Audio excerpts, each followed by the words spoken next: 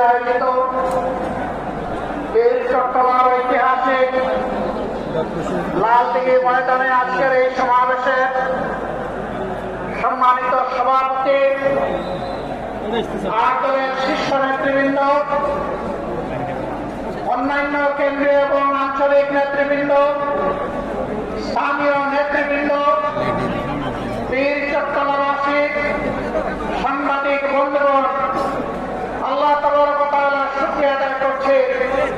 বেশিরভাগ বিদায় নেওয়ার পর মুক্ত জমিনে, মুক্ত আকাশের নিচে আল্লাহ তাআলা এই ধরনের একটি সমাবেশ করার তৌফিক দান করেছেন, আলহামদুলিল্লাহ।